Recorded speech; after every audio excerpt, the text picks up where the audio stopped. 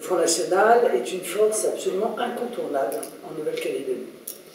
Le message qu'il a apporté est un message fort et je crois que le rôle qu'il a à jouer dans la vie politique locale est essentiel. Nous avons vécu 5 années difficiles après 2007, difficiles sur le plan financier, ce qui a eu évidemment des conséquences aussi sur le fonctionnement, il faut bien le dire, de la Fédération de Nouvelle-Calédonie, car à partir du moment où nous ne pouvions pas lui apporter l'aide financière de son autonomie et de son développement, eh bien, évidemment, ça a entraîné un certain nombre de conséquences. Disons que j'ai un double intérêt à venir. D'abord, dans le cadre de la réorganisation de la fédération, dans l'impulsion nouvelle que j'entends lui donner, apporter à nos amis responsables de la fédération d'abord des bonnes nouvelles, notamment en aide financière pour permettre à cette fédération de redémarrer dans de bonnes conditions, leur apporter aussi des défis, des challenges, et notamment celui de doubler le nombre d'adhérents d'ici la fin de l'année. Je crois que ceci est parfaitement envisageable compte tenu de la situation et surtout compte tenu des ambitions que nous portons pour les élections provinciales. Je viens aussi pour porter une espérance de rassemblement de ceux qui s'opposent à l'indépendance de la Nouvelle-Calédonie. Car enfin, je ne pense pas qu'il y ait de fatalité à ce que le FLNKS arrive uni, au moins sur le plan électoral, au moins dans sa présentation électorale, et que ceux qui s'opposent aux visées indépendantistes aient les plus grandes difficultés du monde à présenter une plateforme électorale. Je vais donc multiplier cette semaine les rendez-vous avec les acteurs politiques de l'île pour voir s'il est possible, tout en faisant en sorte que chacun conserve sa sensibilité, son étiquette, même à la limite, son identité de parti politique, d'envisager peut-être une plateforme commune sur une charte qui, autour d'un certain nombre de points, pas considérables, mais de 2 ou 3 points essentiels qui nous paraissent absolument non négociables, on puisse peut-être préparer correctement les futures élections pour réussir à ce que ceux qui sont pour la Calédonie française puissent gagner ces élections, car enfin, c'est quand même ça un des éléments essentiels. Il est venu il y a 5 ans, on ne peut pas dire que ce soit les feux de l'amour, c'est-à-dire qu'on puisse rater plusieurs feuilletons et puis qu'on s'y retrouve quand on revient. Parce que le moins qu'on puisse dire, c'est que la droite calédonienne a quand même le don de la division. Il a donc fallu que je remette mes tablettes à jour, étant entendu que maintenant chacun a son parti politique, et donc c'est moins facile de s'y retrouver. Nous allons donc nous battre, bien entendu, alors avec d'autres, si nous arrivons à tomber d'accord sur la fameuse charte dont je vous ai parlé, seul si ce n'est pas le cas, mais nous ne voulons pas dépendre non plus des batailles d'ego qui, semble-t-il, est quand même un sport assez apprécié dans le coin. Notre désir peut-être de voir le référendum arriver le plus rapidement possible, après tout, pour qu'au moins les choses soient claires dans l'esprit de chacun, car je crois que cette épée de Damoclès que représentent les accords de Nouméa est un frein.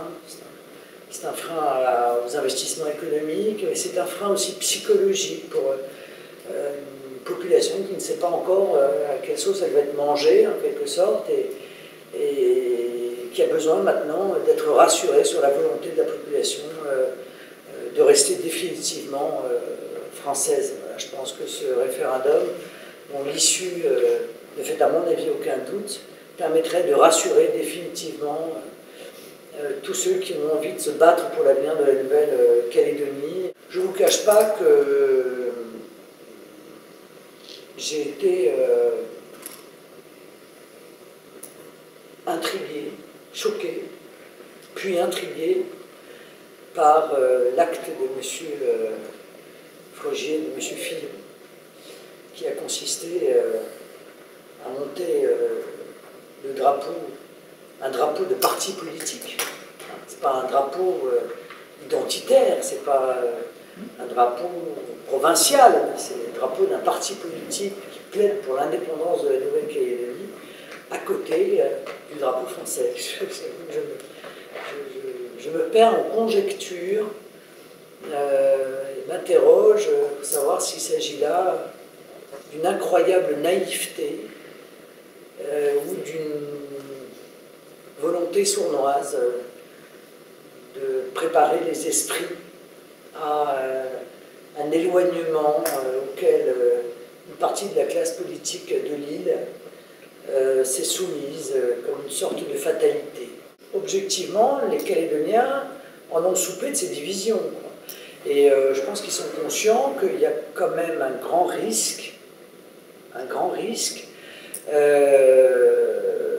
que la cause indépendantiste avance si la fragmentation du front anti-indépendance persiste. Je pense qu'on ne peut pas jauger le Front National uniquement d'ailleurs à ses résultats électoraux, et notamment législatifs, parce qu'il faut bien admettre quand même que M. Gomez et ses amis ont été élus, en partie quand même sur un positionnement, dont le moins qu'on puisse dire, c'est qu'il est quand même extrêmement proche de celui qui est le nôtre depuis bien longtemps.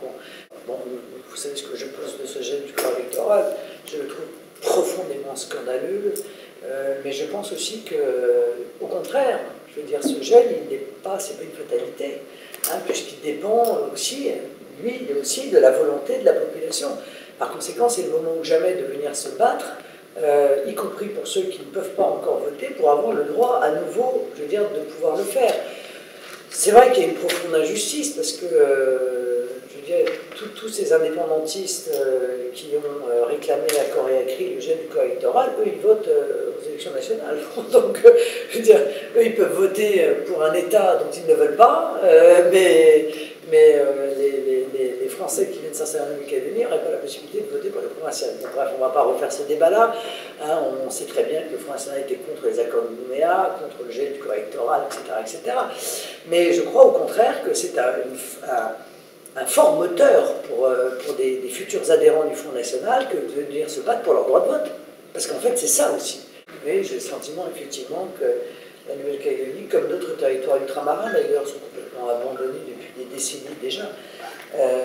On les laisse s'éloigner au fur et à mesure du temps, on se félicite des visées indépendantistes des uns et des autres, parce que depuis des décennies, je n'entends parler, moi, des territoires ultramarins qu'en termes de coût. Voilà. La seule question qu'on se pose, c'est combien ça coûte. Ah oui, ça coûte cher, et là, ça coûte tant, et ça coûte plus, et ça coûte moins. Bon, je remarque qu'on ne se pose pas la question pour la Moselle, qu'on ne se pose pas la question pour les Alpes-Maritimes.